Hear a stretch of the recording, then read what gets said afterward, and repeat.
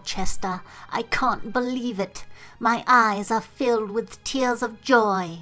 We can finally be together. Oh, Jane, I love you. I know, Rochester. Somehow, I've always known. Oh, Jane, I'm terribly sorry for treating you so poorly. No, I understand, Rochester. I understand. We both have things to apologize for.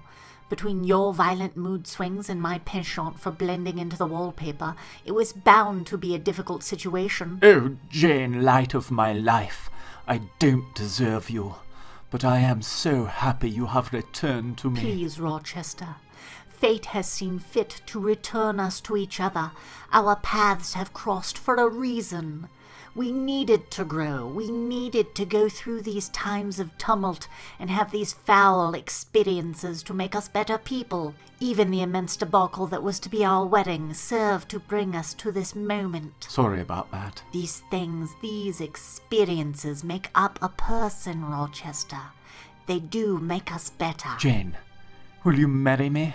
Despite how I've treated you, despite the stations into which we were born. If you no longer care that I'm but a common governess. As long as you don't care that I'm a blind ex-millionaire with bipolar disorder who secreted his mentally infirm wife away in a hidden chamber in his house, where upon escaping she burnt the entire estate to the ground, leaving me with nothing.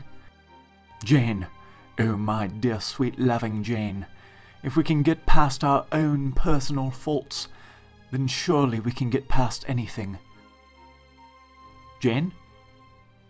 Jane? Thank you for watching Masterpieces, television for literates. Up next on Masterpieces, Upton Abbey. Carson, how is the new valet coming along? Not well, sir. What seems to be the trouble? Well, sir, the new valet is, well, he's a bear, sir. I beg your pardon? A bear, sir. Could be a grizzly, not really sure what kind. He's mauled half the kitchen staff. It's a real mess. Bates, get in here. What do you have to say about all this? You know, Carson, I think my new valet might be a bear.